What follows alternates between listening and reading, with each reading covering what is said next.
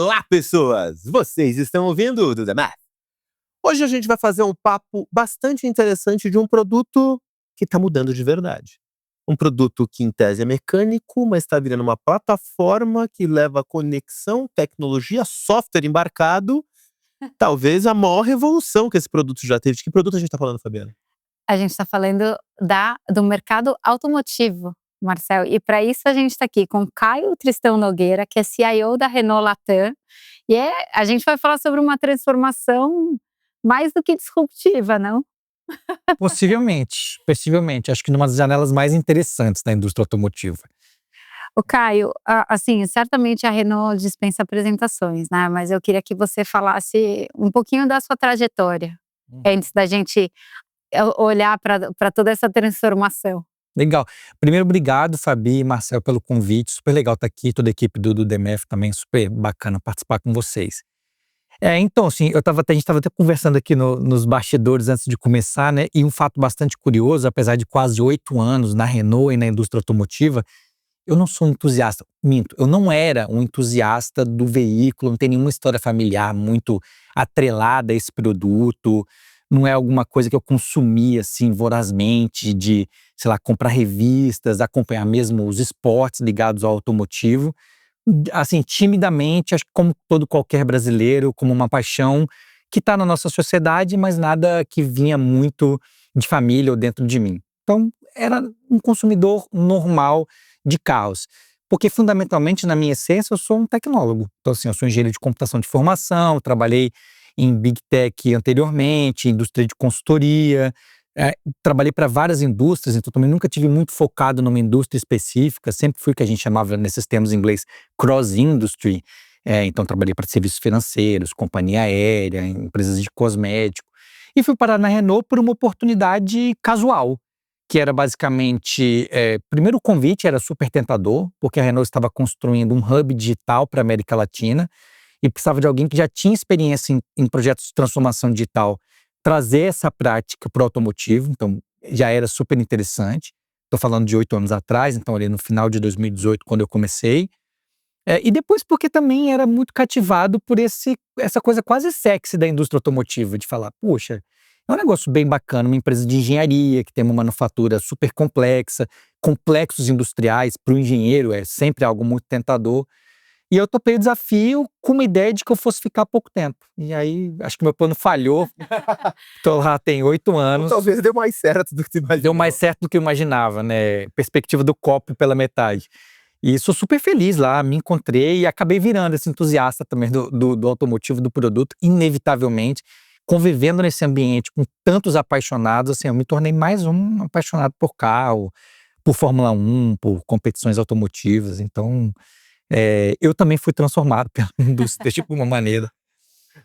Como você disse dos bastidores, vou contar um bastidor para todo mundo aqui. A Fabiana brigou com a gente, tentar queimando pauta, ligou o cronômetro e falou, vamos começar, entendeu? Então, vamos voltar pro ponto. O assunto é muito tentador, né? Não, mas, assim, eu acho que aquele era um bom gancho, porque eu cheguei a comentar contigo, nossa, eu tô achando que essa é uma das grandes transformações. A gente tá no momento mais transformacional da indústria, e aí eu falei, na minha visão das últimas 2 décadas. E você falou, não, talvez dos 150 anos da indústria. Talvez, Vamos começar com isso. Por que você acha que é o momento mais transformador dos 150 anos?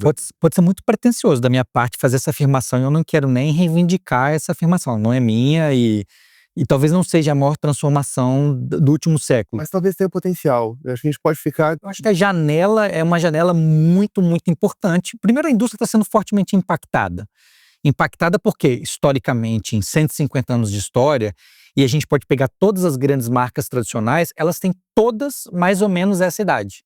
Todas mais ou menos essa idade. E foram criadas desde o Fordismo, por melhorar os processos industriais, depois a Toyota, que vem com o Kaizen, né? Uma melhoria dos ciclos de manufatura, mas elas vêm historicamente muito focadas e muito centradas nos processos de manufatura, com alguma coisa no Japão, mas muito centrada no Ocidente, entre Estados Unidos e Europa, dominando grande parte desse mercado internacional e inevitavelmente concedendo ou fazendo toda a concepção de como seria esse produto. E aí hoje o que a gente viveu, principalmente, e aqui no Brasil a gente está experimentando isso muito vividamente, a mudança do centro de gravidade da indústria. Então a indústria passa a mover para a Ásia, fundamentalmente na China. A China se apropria da indústria automotiva porque ela olha para a cadeia de maneira completa, de ponta a ponta, e se apropria do desenvolvimento de veículo com uma outra perspectiva, que acho que é um tema que a gente vai acabar explorando hoje de maneira inevitável, que é o desenvolvimento do veículo baseado em software e não mais em hardware. Então, tradicionalmente, ou em hardware ou na sua estrutura operacional. Então, tradicionalmente, você conceder um carro, você pensava na efetividade da suspensão, no quanto ele seria econômico na perspectiva do consumo, na plataforma, no powertrain, no motor, e tá tudo certo, mas era uma empresa de engenharia pensando no produto. Hoje não. Então hoje você pensa num produto que ele pode ser atualizado depois do uso, depois da venda, e pensando em quais são os serviços que ele pode ofertar também dentro dessa experiência digital, para além do transporte, para além dessa experiência ao dirigir. Então pode ser sim, Marcel, que a gente está falando de a maior ou mais importante transformação da indústria automotiva da sua história. Se não uma das, certamente, da sua história, porque muda a concepção da construção do produto, muda a concepção da cadeia produtiva, muda a concepção do centro de gravidade que a gente está falando, da onde isso passa a ser concebido, e porque ela está sendo fortemente impactada sob o ponto de vista de consumo e de produção também. Então, eu lembro quando eu comecei a dar aula de análise de dados na SPM, eu estava com um aluno que era da Volkswagen. E aí a gente começou conversando sobre, naquele momento era forecast de mercado. E aí ele falou, mas todos os modelos de forecast que a gente usa mostrariam que a gente ia crescer, a gente não cresceu. E aí a gente começou a falar sobre novas variáveis. E aí você pega a variável o tempo entre a possibilidade de se habilitar e a efetiva habilitação.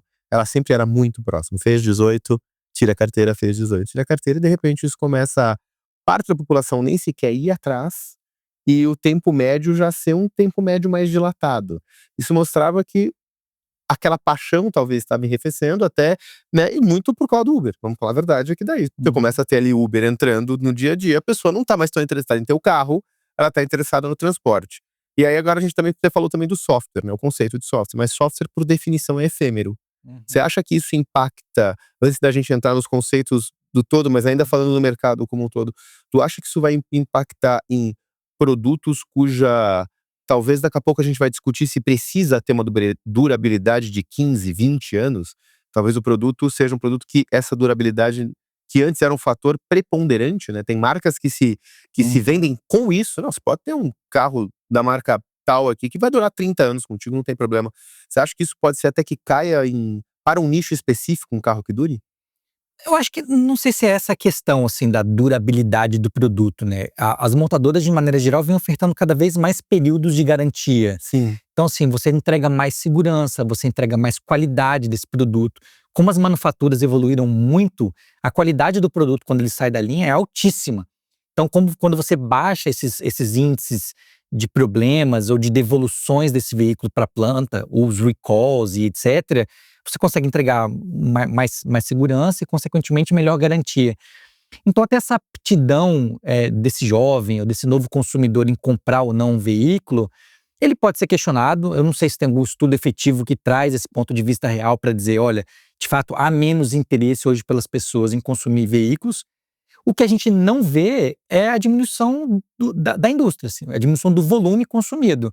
Né, o volume que se espera para se consumir no Brasil hoje, a gente está falando de 2026, é maior do que 2025, que foi maior que 2024, que foi fortemente impactado pela pandemia, é verdade, mas que vinha de um ciclo de ascensão antes da pandemia estável, regular, constante, em crescimento. Então é uma indústria que não sente exatamente essa diminuição do volume consumido.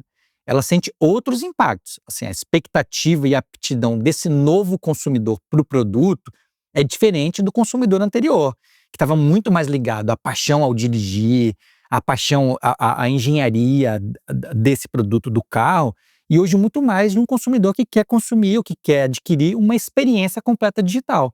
E que esse carro seja um complemento da sua vida digital, que esteja conectado aos seus wearables, que seja conectado ao seu smartphone, à sua casa e a todos os canais digitais que ele interage. Esse shift que eu acho que é mais importante do que o carro como, sabe, como esse ativo de valor que a gente sempre questionou, porque de fato é um produto de ticket médio muito elevado. Então, assim, ele precisa acompanhar o novo modelo de consumo.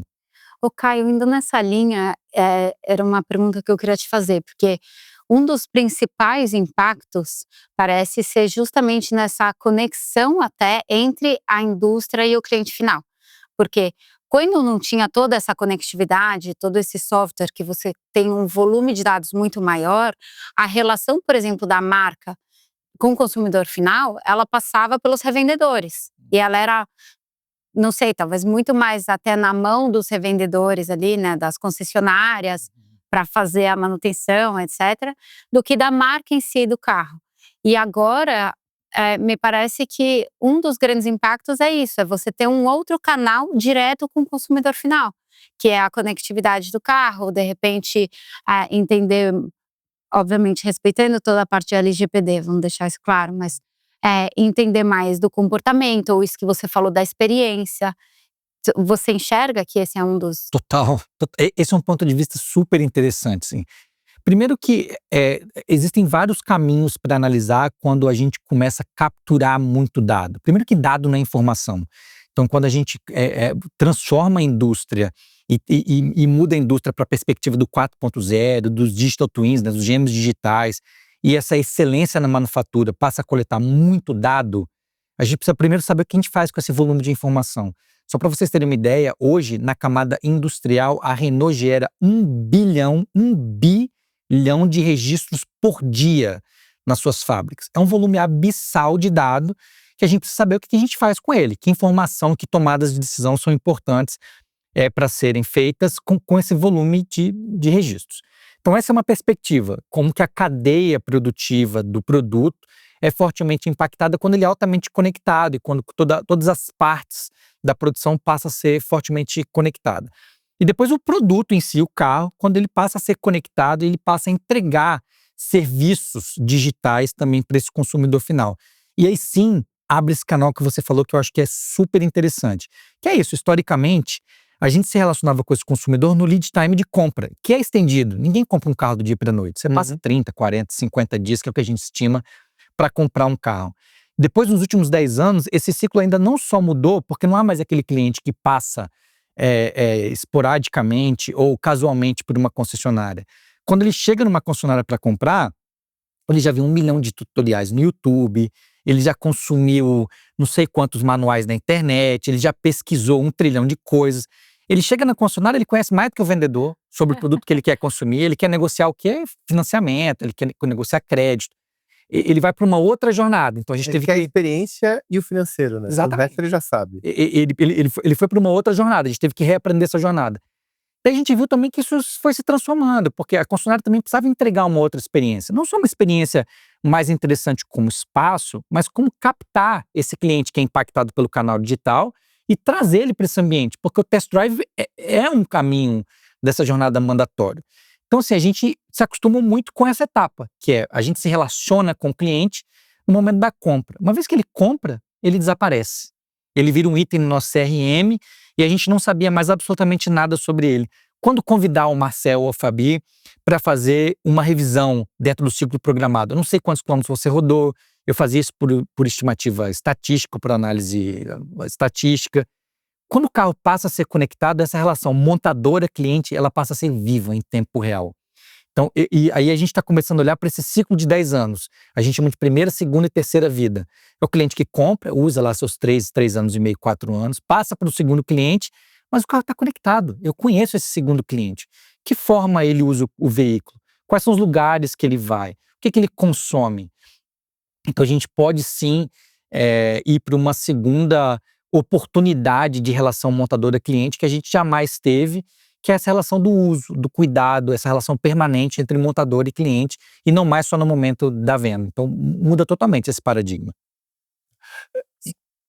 Você falou, deixa de ser também só o ciclo de vida do cliente que te comprou o carro zero, então. Porque você está monitorando o teu carro, vai ter, na hora que ele vender o carro para alguém, tu vai ter que mudar quem está lá registrado no app, para conversar com essa outra pessoa. Total. Então assim, tu acaba tendo uma gestão de 2 ciclos de vida, né? O ciclo de vida do teu produto, como é que ele tá indo e o ciclo de vida desse cliente, porque se ele passou esse registro para alguém, ele trocou por um produto que ou é teu ou não é teu, mas tu vai saber.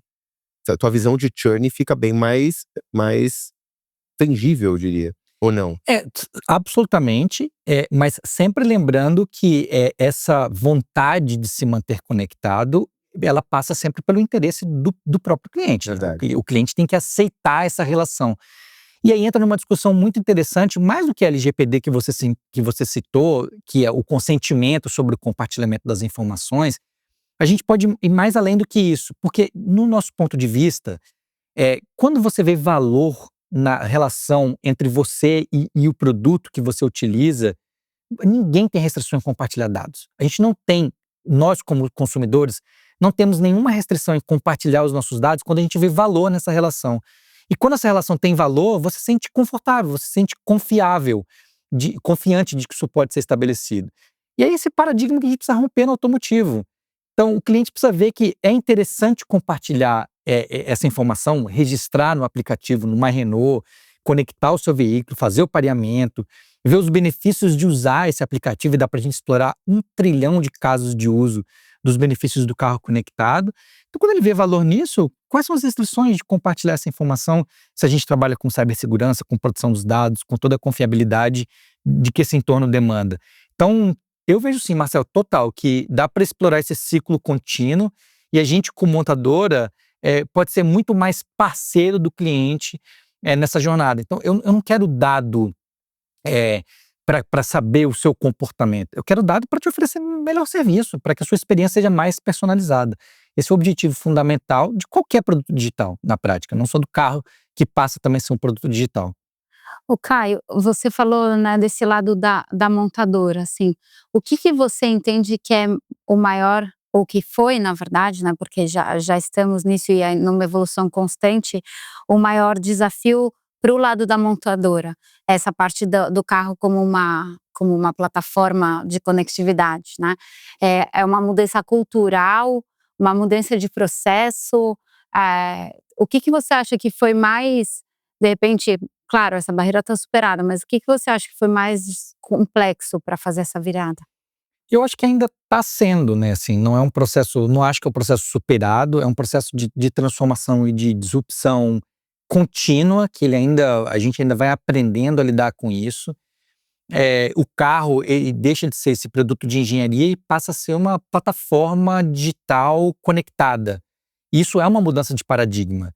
Mas no final das contas, assim, a gente precisa entregar a escala. A escala industrial é um negócio absolutamente complexo.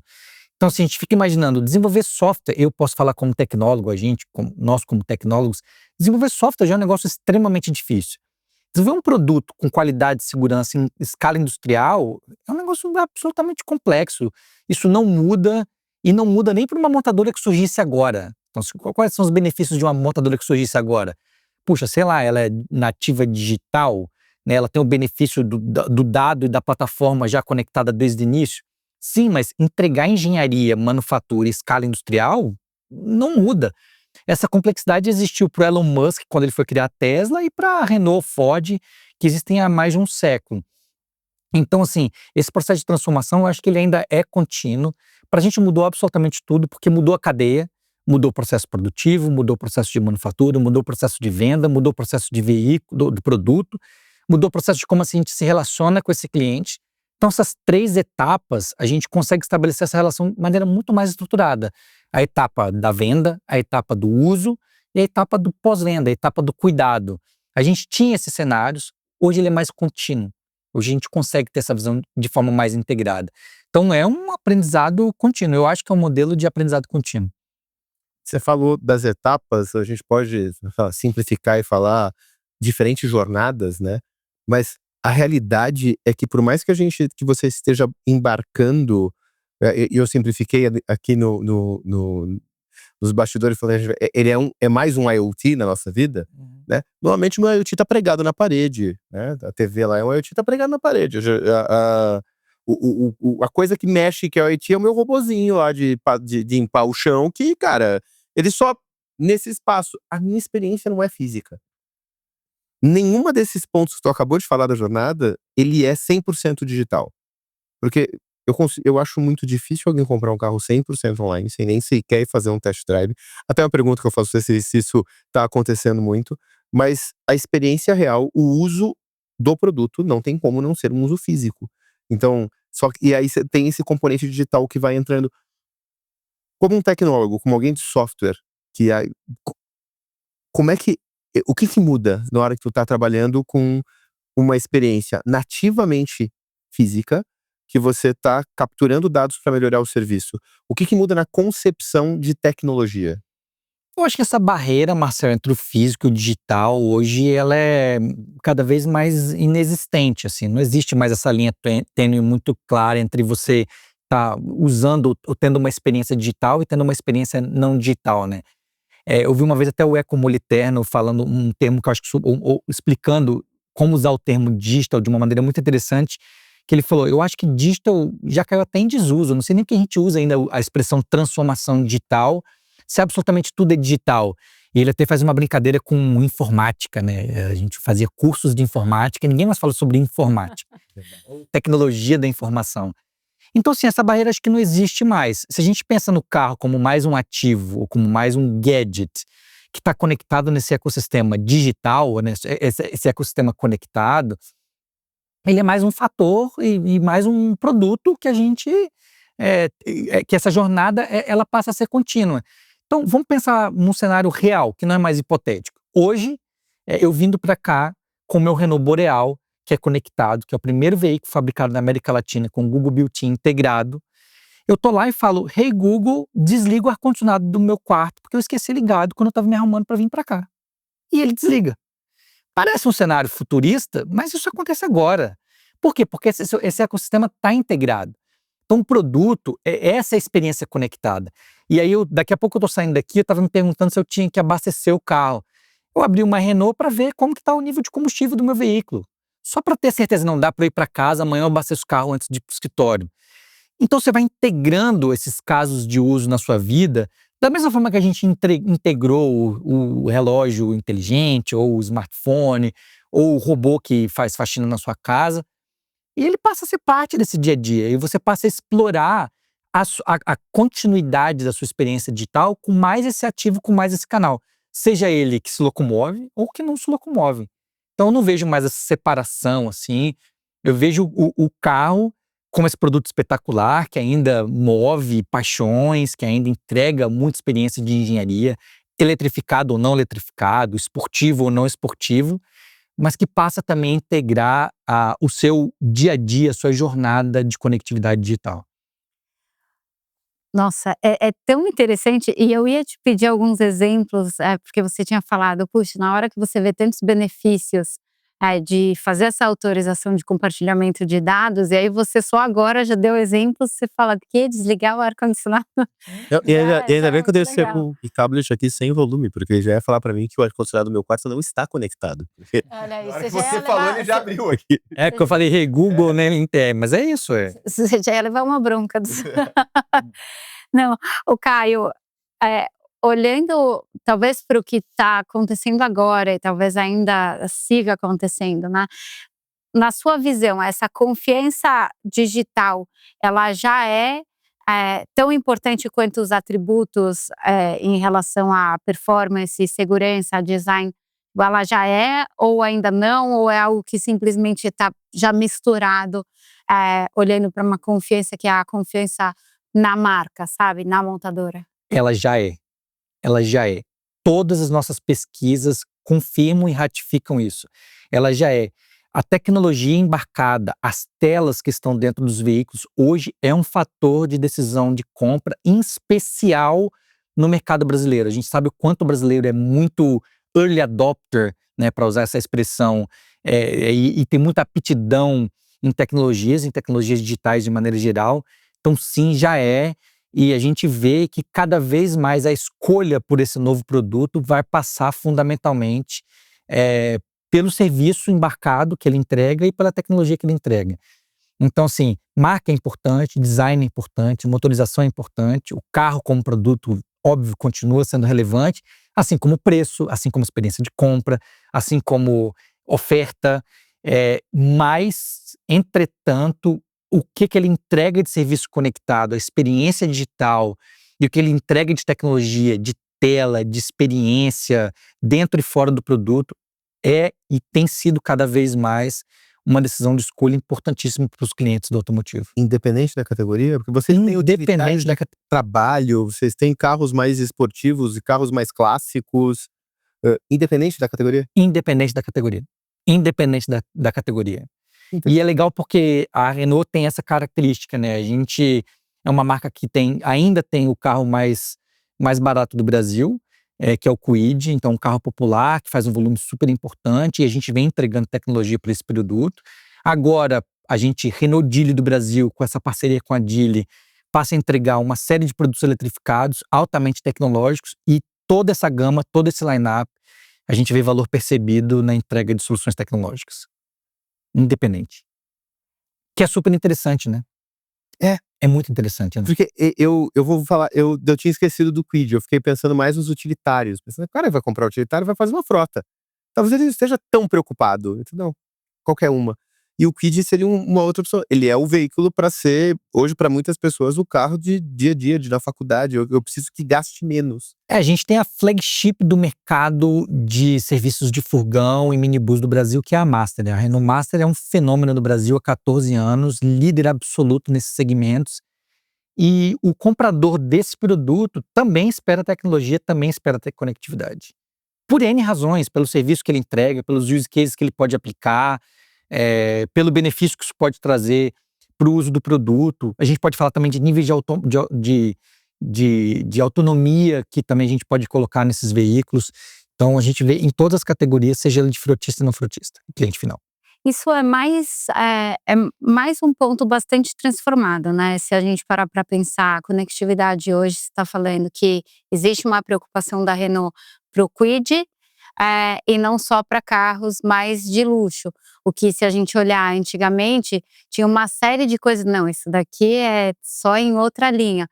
A conectividade hoje, ela precisa estar, não importa se é o carro do menor preço ou do maior, é um pouco do comportamento de todo mundo espera isso, mesmo que seja um carro mais... A gente tem esse desafio de tentar entregar algum nível de conectividade para todos os veículos. Esse desafio existe. E sabe o que é curioso de tudo isso? Assim, a gente está nesse papo aqui super dinâmico já há algum tempo. E assim, o fato de eu, como líder da prática de TI, da tecnologia da Renault, não sou da área de engenharia, não desenvolvo produto, não sou da área de design, e tá aqui com certo protagonismo trazendo esse tema, ele já responde por si só essa mudança de paradigma. Recentemente eu estava num painel com jornalistas para falar de IA, de mobilidade, de serviços conectados, com um CTO, com um CIO de uma das grandes locadoras do Brasil, e a gente está falando um pouco disso, assim, nossa, que curioso, né? Nós dois, como líderes de tecnologia, nerds na essência, geeks na essência, se apropriando desse tema. Por quê? Porque a tecnologia, ela passa a não só protagonizar esse assunto, mas ela não entrega mais sistema, ela entrega a transformação do negócio, do comportamento, de novas receitas, de novos produtos. Então, acho que só esse exemplo por si só rompe essa barreira. Por quê? Porque o cliente espera isso em todas as versões, em todas as categorias do produto. Aí sim, se a gente volta 10 anos, talvez, pouco mais, pouco menos, e sentar numa indústria automotiva, TI é acessório. É apoio, talvez, mensuração de indústria 4.0 e apoio para os times de escritório. E aí você está falando aqui do inovação do produto, quer dizer, sai do acessório e entra no core da empresa num outro volume. Quando eu vim para a Renault, me questionei muito sobre esse ponto de vista, assim, sabe, de TI como uma área de suporte. Será que era o movimento correto para mim naquele momento? E se comprovou que sim. Eu já vislumbrava, obviamente, uma indústria que se transformava, mas é uma mudança de paradigma total e absoluta, assim. Então, é um outro caminho de inovação e, obviamente, a TI nunca, absolutamente nunca pode se esquecer de assegurar as operações. Assim, não existe inovação sem essa verdade absoluta de que a gente precisa assegurar a operação, a fábrica não pode parar, inovação nunca ultrapassa o limite de uma operação que não pode parar. Mas a gente, como líderes da prática de tecnologia, somos impulsionadores fundamentais dessa transformação, dessa disrupção que o mercado está passando e de que o produto está sofrendo. Você falou 1 bilhão de registros dia só da fábrica. Das fábricas. Esse volume é muito maior dos carros que vocês estão capturando? Não necessariamente. Aí a gente tem isso muito segregado por região, depende do volume do parque circulante em algumas regiões, depende muito da capacidade do usuário de aceitar a usabilidade desse produto. Agora, a informação telemática do carro, ela é muito usada, não só conectada, mas também embarcada, onde eu posso depois fazer essas análises também. Então tem muita vantagem sobre isso. Então vou supor um cenário hipotético de como que a gente usa esse volume de dados. Mais um caso super interessante. Agora sobre o ponto de vista da montadora e não mais do cliente. Então sim, eu posso proativamente e até preditivamente identificar uma falha no ar-condicionado.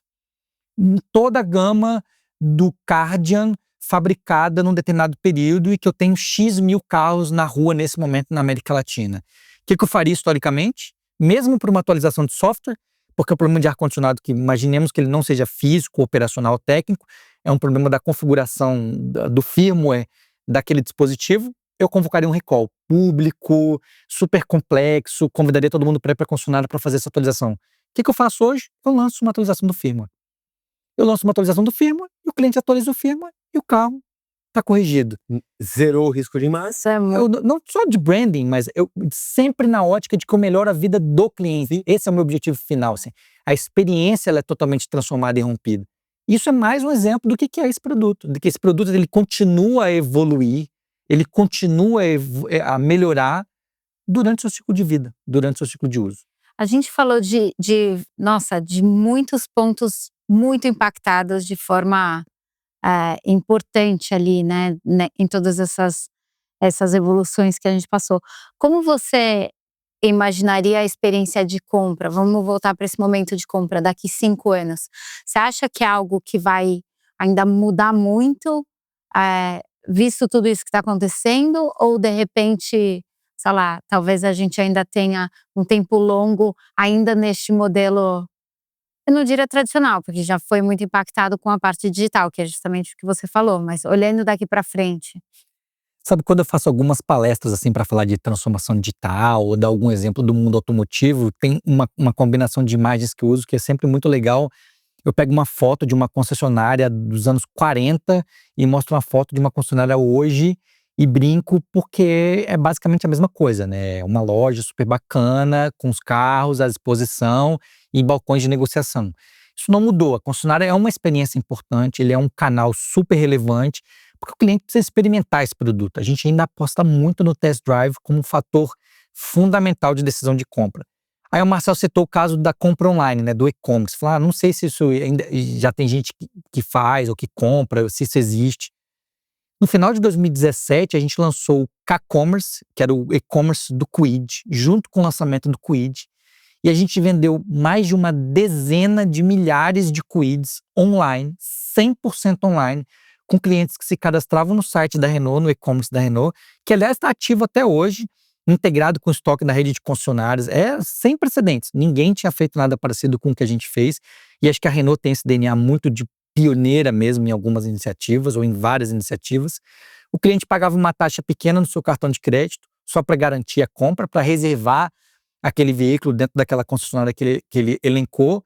Dentro do e-commerce, ele podia simular e até validar suas condições de crédito, de financiamento, integrada com o nosso banco. Então isso era muito interessante, porque ele já validava o crédito e já via quais são as condições e comprava aquele veículo online, basicamente ia na concessionária fazer a retirada, né? Então assim, não foram nem um nem dois, são centenas e dezenas de milhares de carros que foram vendidos dessa forma e são feitos até hoje. Então, o cliente tem essa aptidão. E já está acontecendo. Hoje a gente já vê carros sendo vendidos em vários dos marketplaces que estão no mercado. Vários, de várias marcas. Então assim, esse também é um caminho sem volta. Agora, a experiência do futuro, daqui a 5, 10 anos, como você me perguntou, vai ser muito diferente da atual? Difícil saber. É difícil ter essa predição de alguma coisa que eu acho que não vai mudar muito, né? No final, a experiência do test drive, a negociação da condição de financiamento, sabe? E o toque do produto, ele vai mudar muito pouco. Agora, de novo, se você tem esse produto integrado nos canais digitais, eu posso, por exemplo, saber que você está no seu ciclo de fim de vida do seu financiamento. Então, já posso te ofertar, e isso a gente já vem discutindo com o banco, que é, Fabiano, olha só, você já está terminando suas últimas parcelas do seu financiamento. Você não quer dar um pulo na concessionária e renovar o seu carro, comprar um novo? Né? Eu te conheço, a gente se conhece, a gente está junto aqui nessa jornada. Então, essa experiência muda. E ela pode ser mudada sobre várias óticas. Tá. Você falou várias vezes, se sua base é de um tecnólogo. Então, enquanto tecnólogo, tá olhando um monte de tecnologia, certamente vocês estão fazendo outros testes, outros modelos de negócio e usando tecnologia que a gente não precisa trazer agora, porque não estão no mercado. Mas qual tecnologia, e não o que fazer com ela, mas qual tecnologia que você olha hoje e fala assim, esta aqui vai impactar muito? Assim, hoje, nos dias de hoje, é inevitável a gente falar de inteligência artificial. E a inteligência artificial a gente pode olhar por uma ótica super extensa, porque a gente aplica inteligência artificial nas manufaturas e na produção veicular há algumas décadas. Mas a inteligência artificial generativa, ou no ciclo que a gente está hoje, agêntica, que é onde a gente está caminhando, ela vai trazer sim uma experiência diferente. E ela embarcada dentro do veículo, ela proporciona sim uma experiência diferente. Então, toda a cadeia de produção, de manufatura, de fabricação, de qualidade, de supply chain, que é algo muito crítico no nosso negócio, de negociação com os nossos fornecedores, ela já está sendo fortemente impactada pelo uso de IA agêntica. Isso já acontece no dia a dia. E quando a IA também passa a embarcar no produto, ela também entrega essa outra experiência, essa experiência mais natural, mais conectada ou mais personalizada, muito mais fluida. O que a gente, como cliente ou como consumidor, todos nós fomos muito impactados com o boom da GenAI dos últimos 3 anos, é a naturalidade que a gente passa a lidar com a tecnologia, né? Seja pelos canais, pelos comandos, ou pela facilidade dessa interação. E certamente quando a gente embarca isso no carro, você vai ter essa mesma facilidade. Então, não tem como pensar por essa ótica. E todo esse ecossistema tecnológico vai ajudar, ou já tem ajudado, no que a gente chama de SDV, que é no desenvolvimento do carro baseado em software. O que isso proporciona? O encurtamento do ciclo de criação de um produto, de um carro, de um produto automotivo. Historicamente, uma ordem de grandeza entre a concepção, uma ideia, o design, o projeto e a vida séria, tomavam-se mais ou menos 5 anos para fabricar um carro. E até ele entrar num ciclo de vida séria de escala industrial estruturada. Hoje, a gente já faz isso em 100 semanas, 2 anos. Isso é um rompimento completo da indústria. Por que isso acontece? Porque a gente passa a desenvolver sobre uma outra ótica, sobre a ótica do software, né? Das várias tecnologias, e IA também é uma das grandes impulsionadoras disso. Então, isso entrega tudo de distinto. Esse ciclo de vida, né, a capilaridade do negócio, velocidade da entrega, níveis de automação dos carros e de autonomia também. Então, acho que a tecnologia em absolutamente tudo. Caio, eu quero... Nossa, você tem 8 anos e pouco, você pegou toda essa transformação. Eu queria que você compartilhasse o que você acha que foi o seu principal aprendizado liderando tecnologia numa indústria que foi tão transformada. Você tem, não sei se um ponto, ou de repente, 3 coisas que você fala, esses aqui foram os grandes aprendizados. Eu acho que o maior aprendizado, assim, de longe, é se botar na posição de um líder de tecnologia que não fala mais sobre sistemas e fala sobre transformação e crescimento do negócio, escala do negócio. Não crescimento só sobre a ótica financeira ou comercial, mas sobre novos serviços, escalabilidade e transformação da experiência desse consumidor. Então, para mim também foi muito importante, né? Sair do ciclo da entrega por entrega, da tecnologia por tecnologia, mas a tecnologia como essa grande impulsionadora, que ela protagoniza também.